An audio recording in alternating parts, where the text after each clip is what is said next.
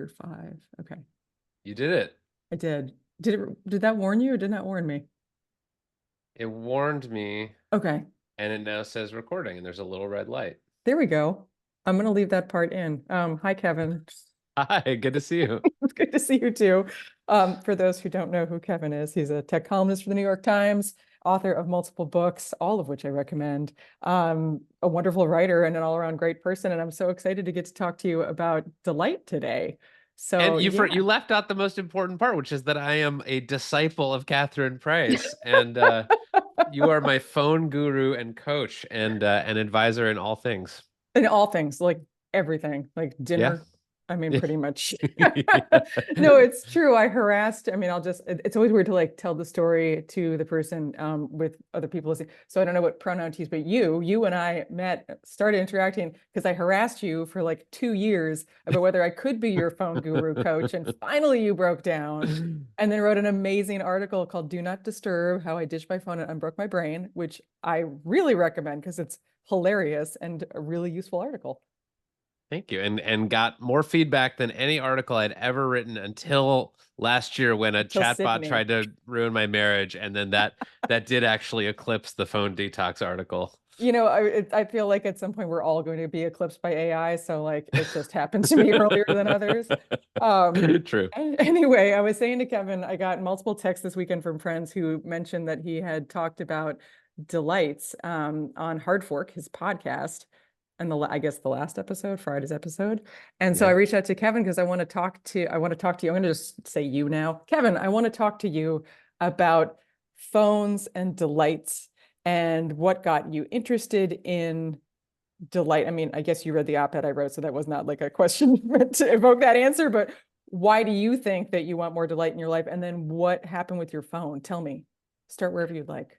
Yeah, I mean, I feel like I can sort of tell the story of my changing relationship to my phone because like I'm a tech columnist, I'm on my phone all the time. Like I'm very interested in how other people are using their phones. And then like I feel like I've had a process that you have played a role in um sort of as my relationship to my phone has changed over the years. I would say like the article that I wrote now years ago with you was sort of my first step in trying to get a handle on my phone as a piece of technology in my life that was causing me a lot of stress, that was taking over parts of my life, that was impeding on relationships and my marriage and my ability to focus and my work. It was really just it had become a problem for all the reasons that you know so well. And so I reached out to you and we started working together and you helped me in this 30-day phone detox. And that was really powerful for me. And did what you told me it would do, which is to turn my phone from like an unconscious sort of background part of my life to something that I'm very conscious of. And so that worked for a while. And then COVID happened and screens won, as we know, like during COVID, it was like, okay, well, there's nothing else to do. So I got to be on my phone. And my phone is also my lifeline to like talk to my friends and family because I can't leave my house. And otherwise, all I'm going to be doing is like sitting here and like baking sourdough bread. Yeah, that's true. Which Um, is, yeah, remember when there was a run on flour? It was so funny. It was so weird. It was so weird that like the moment the pandemic hit, we all became like medieval peasants. It's so We're true. like, I must bake some bread. I will knit my own clothing and yeah, and start my own starter. So Exactly. and so we had COVID, and then something else happened, which is that I had a kid. And as you know, like there's nothing like having a kid to sort of focus one's mind and attention on relationships to technology because all of a sudden there's like an impressionable young human watching you and mimicking you and sort of learning from you. And that was sort of a forcing function for me to get serious again about my phone and in particular this feeling that I had and I think that becoming aware of the harms associated with excessive phone use was important for my first step of my journey.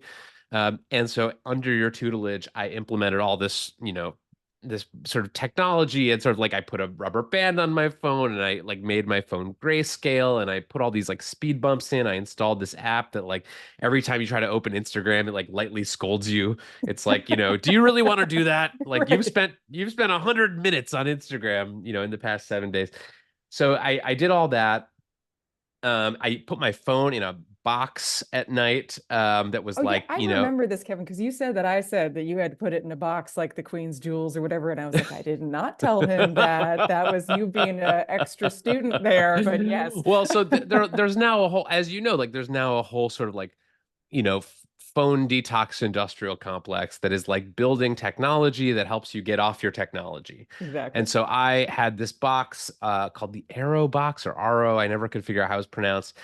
Where you basically, it's, these guys invented it, and they're very nice guys. And they, basically you put your phone in the box to charge. It gives you little points, for how long you keep your phone in the box between taking it out. It's my podcast co-host Casey Newton calls it a phone prison. So so that was sort of my continuation of my phone detox attempts. And then at a certain point, I started to realize, well, this is actually not working anymore. My Hmm. screen time is creeping up. And I'm starting to sort of not only use it, but feel incredibly guilty about how I'm using my phone and how much I'm using my phone. The goal for And any intervention is just guilt, self-hatred totally. and guilt. And Yeah, yeah, and it's very like, motivating. it's like being on a diet and like you lock the Oreos in the top cupboard, and then all of a sudden you're just like standing on a chair at 2 a.m. to like get the Oreos, and you're Right. like you have this vision of yourself. You're like, "Oh, I'm a loser. Like, like I'm pathetic. And I'm failing." Right. And so that was the feeling that I had come to associate with like any time I was using my phone was like I felt like a huge loser. And like I was failing not only myself but my family and you, and like this whole Oh no. sort Oh, of this is guilt not guru complex. approved. Yeah, no, no, And we don't like this. Okay. okay, so yeah, so clearly I was straying from the vision. But so last year I started this project that I was calling phone positivity, Oh, I which is remember that this. instead of trying to be guilted about my phone and to associate negative things with it, I started trying to actually reprogram my brain so that I was feeling good about my phone. And like when I took out my phone, when I was playing with my kid, instead of like, sort of beating myself up about it, I would say some affirmation to myself like, I am thankful that my phone allows me to be like working and keeping tabs on what's going on in my professional life while also spending time with my child. And that was like Uh-huh. a thing that was good about my phone.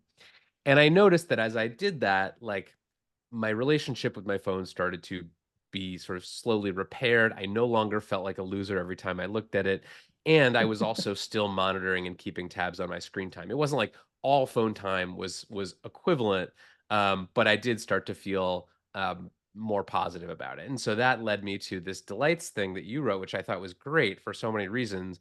And I started wondering, well, like, could I actually apply that to my phone? Could my phone become a source of delight without it kind of taking over my life the way that it once did? So that's like Mm, in a nutshell the last like 5 years of my relationship with my phone. Um, so yeah, happy to talk about whatever part of that you find interesting. that's crazy. That is 5 years. Wow. Okay. It's been a while. Well, I was also curious about, thank you for sharing that. I was curious about what you felt needed to be fixed about the way your phone was making you feel. So you've talked about kind of the broader relationship or how you felt about how you were interacting with your phone. But what did you feel was not working about the way your phone was impacting you in terms of your mood, anxiety, etc.?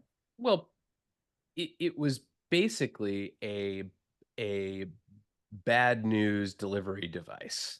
Like, like the way I Alternate had title set for up the my iPhone. phone, it was like, oh, let me see what fresh horrors await me, on my phone. And, you know, I live on the West Coast. I work on Pacific time. A bunch of people that I work with like work on East Coast time. And so I would wake up every morning at, 7 a.m. and it's already 10 there. And like already the world has started to implode. And so I was just like looking at my phone like the first time right after I wake up. And it was like, here are 7 horrors you missed while you slept. And Totally, then totally. Yeah, progressively throughout the day, it's just the like a, East a Coast, drip like, feed yeah, of of horror. of horrors. Yeah. And part of this was on me because I had set up my phone in a way that like allowed those things to appear to me without proactively going and looking for them through push alerts and notifications and things like that. Hmm. Um, and so that was part of what I felt was like I was not getting any joy. Like my phone was all guilt, obligation, fear, horror. It was all like negative adjectives. And what I was wondering about, and what your sort of op-ed sort of propelled me to do, was to actually try to change the phone itself, so that instead of just being presented with a, a cavalcade of horrors, I was actually getting something more like delight or more like joy out of it. Okay. And so what do you do? Well, I'm still going through this process, and actually, I'd be curious for your recommendations if this is something you've thought about. But one of the first things I did was to change my uh, wallpaper on my lock screen to like a rotate. I don't know if you've seen this like shuffle feature No, I have where you not. can set it so that it will every time you pull up your phone, or once a day or however often you want, your lock screen can sort of automatically shuffle Hmm. to a different photo from your camera roll, and you can set it to feature photos from a specific person, or of a specific person, or from a specific album. You can also just have like Apple's algorithm just sort of like choose for you. So I have it set to photos of my kid. It's just sort of like every time I open my phone, I get like a new photo, and that's pretty delightful. Just Um, based on what Apple is able to recognize from facial recognition, like knows yes. who it's pulling. Okay. Uh-huh. Yes.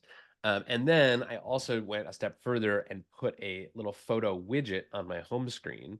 And this photo widget sort of works a similar way, but Apple now lets you have these little on your home screen. They're like bigger than a normal icon, and they can also shuffle photos from a specific album. And so I programmed it to pull from, I created a new photo album called Delights, Nice. and I started just putting things in that album that brought me delight. And some of it's pictures of my family, some of it's pictures of my friends, or like moments that I remember from, a great party a few years ago, or, a beautiful sunset that I once saw, or a meme that made me laugh. And I'll just save that stuff to the delights folder. And then that also shuffles every Huh. time I open my phone. So now every time I open my phone, I get like a new cute photo of my kid, um, and a new delight that is surfaced to me through this photo widget. So those are some of the things I did. I've also rearranged the icons on my home screen, so I now have a folder that is labeled with the little red flag emoji, which is just like, I'm not banning myself from using these apps. There's stuff like TikTok and YouTube and Instagram and Threads. I'm not like taking them off my phone, but I'm just sort of like giving myself a little reminder, like, just within moderation. Hmm. Um, and so all this stuff together has sort of made my phone, I would say, a much more delightful place to be. Huh. Are you able to show me any of that without violating any of your family's privacy? I'm just curious. No, but Okay. I will describe it for you. So now when Okay. I Oh, open yes. my Oh, paint phone, paint it with words. I get a Be a very cute writer. picture of my kid on a beach during our recent vacation, Okay. looking very excited. Um, and then I open my phone and I get another picture. This one's of my family on a recent trip. Um, and then I have, here, I'll cover this up with my well, no, it's gonna be hard to show you this without like, but basically, it's like I've curated it so that most of what's on my home screen is like, my meditation app, Yeah, or yeah, yeah, yeah. Google Maps, or the Apple Journal app, or ChatGPT. It's not like attention sucking stuff. Right, It's stuff that right. helps me be productive, or get somewhere, or relax, or whatever the case may be. Yeah, I think that's interesting because I know in our prior conversations, we've talked about the importance of getting temptations off of your home screen, if not entirely off your phone, and then putting things on your home screen that support a habit you're trying to actually cultivate or something that's practically useful but not going to suck you in. But I love that you've taken it the next level and also added this element of delight to it. So, I mean, a couple thoughts come to mind, and I'd be interested in your thoughts in this. I mean, one, I think you're definitely tapping into something I've certainly noticed, which is that our phones are essentially like Pandora's boxes of emotions. And when you check your phone, you're going to find something on there that's going to affect your emotional state in some way. And like you, I certainly realized myself that most of the time it was a negative impact. And so I think that's important for us all to think about is how is your emotional state going to shift as a result of whatever you see on your phone because of notifications or what's on your home screen or what have you. But one thing I've been thinking a lot about what you've done, and something I'm wrestling with, and I'm curious about your thoughts on this, is that like for me personally, I can show you my home screen actually because I don't have, or my lock screen because this is my lock screen. Like there's nothing Mm, on it, right? And the reason I did that, and if I open the, actually I probably can show you my home screen too, because there's also nothing on it. Like I made it wow. absolutely minimal and I find apps by actually pulling down and searching for them. Hmm. And the reason I did that was actually quite consciously because I didn't want to associate my phone with people in my life, say my kid, because I didn't want to confuse myself into thinking that looking at my phone was the same as spending time in real life with those people. Hmm. But then, so that's one thing I'm holding in my mind. But then I also really love what you're saying, which is that we're going to look at our phones and most of the time they're negative. They have a negative impact on our mood. So what if we consciously used our phones to spark a feeling of delight when we interact with them instead of the negativity? So I'm interested just in your thoughts on that. Like, what do you think there's a conflict there, or like what balance? I don't know. I think it's What's just like something that, highly individual, and like yeah. what works for one person won't work for another. For me, like, you know, getting rid of my phone or like getting rid of all the apps on my phone is just like not a possible or desirable end state here. Hmm. Like that's just because of my job, because of the various things I have to do. Like I can't exist without it, and I Yeah. wouldn't want to. Yeah. And so for me, it's like I totally get the wisdom of your approach, which is to like make your phone boring or like at least make it less sort of, you know, stimulating than it might Hmm. be if you had photos or other things on there. For me, it was like, well, you know, if I have to be on my phone, I might as well make it easy to get in and out of, like no, you know, I used to do these speed bumps and then I just realized like, oh, I'm just sitting there waiting for like 10 seconds so it'll let me open Instagram. Uh-huh. And like so I would end up spending more time on my phone and I would just like be annoyed while I waited for the thing to clear. So for me it was like, okay, I need to get in, get what I need to get done and get out. And so I actually do have like some of these apps on my home screen that you know are the temptation apps, but I've decided to reframe them as like the sort of like treats, like the little treats Uh-huh. that I give myself, and um, and I think that that's just what has worked better for me. But I don't claim that this will work better for other people. You know, I did the analogy that I was sort of thinking about when I did this and when I read your delights article was like, you know, if there was a room in my house that made me feel sad and anxious every time I went into it. And angry, you just started And angry. screaming It's every just time like you my walked into the my your rage rage room. If room. I had a Yeah. rage room in my Yeah. house, there are a couple ways I could deal with that. One is I could like take everything out of that room that I actually need or use such that I never have to go in that room or I have to go into it as infrequently as possible. The Hmm. other way that I could deal with that is to redecorate the room, like make it a Yeah. more pleasant place to be. And, you know, that way I get sort of the benefits of being able to use this room without the anger and the fear and the whatever that happens to me when I go in there. And so this is sort of my version of trying to like spruce up my rage room so that it's like a more pleasant place to spend my time. Your delight, what would be alliterative? Your no, chamber's My not good. delight, my den of delight. Den of delight, delight den. Yes. TM. There we did it. We did it. You can take that one. That's a freebie. It's a freebie. Oh, thank you so much. No, I love that. I think that that's actually a really, I don't know. I appreciate the new idea that you've given me because it really, I had been coming at this from the approach that it's going to be negative, so try to neutralize it. But what if you could add this element of positivity and delight? I mean, I think the challenge, of course, is that you don't want that to then be a gateway into mindless phone use and then confusing a momentary delight on the phone with real life experiences. But I think that as long as you're mindful of that, then go for it. I mean, I love the idea that the things that you interact with in your everyday life spark delight. And since one of the main things we interact with in our daily life is our phones, then why shouldn't that spark delight too? Um, It's yeah. one approach. Like I don't claim it's like it's certainly not the product of like rigorous research and peer-reviewed studies and like it's just me trying to like make myself a little bit happier. Um And it's possible that I'm just like sort of conceding defeat in the sort of like the battle against the phone. But I do feel like for most people, or at least for a number of people, it's just like they're going to be on their phones. Hmm. And so it can be a harrowing experience to be on your phone, or it can be sort of like a neutral or positive one. And for me, I was just trying to sort of like make the emotion that I felt when I first looked at my phone in the day, like, more positive.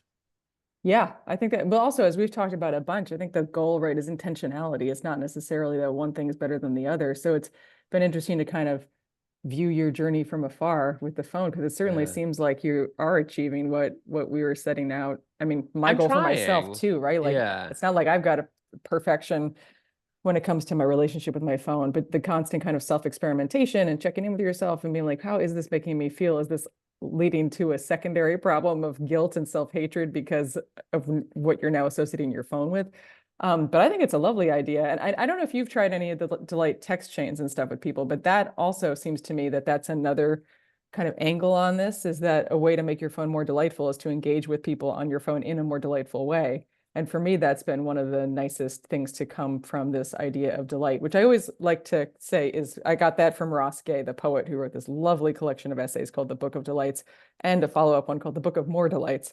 Um, but getting pictures from friends with the caption delight like always sparks delight for me. So I also like what you've done because it's a way to do that for yourself. So you can have interactions with friends, which is lovely, but you also can create delight for yourself, which I think is kind of actually quite empowering. And I would imagine probably will lead to you kind of noticing more delights and maybe even taking pictures of them for yourself or to share with others, which is really, I don't know, it's a wonderful use of the phone and technology, I think. totally. Yeah. Unfortunately, most of my friends are journalists, so they're completely miserable and only send me texts about horrible things. Get a load of this asshole, Oh my like that kind God. of thing. That's true. All right, we might need to work on that. And we'll... So no, I do get delightful texts from my friends sometimes, but I also feel the need to like provide this myself. Yes, yes, exactly, exactly, exactly. We need to be able to take care of ourselves in addition to other people. Well, thank you so much, Kevin. This was, it sounds cliche, but it really is a delight to talk to you. And It is. yeah, and really Anytime. inspiring. So thank you so much for making the time to talk to me. Thank you. It's great to see you. You too. All right. Take care.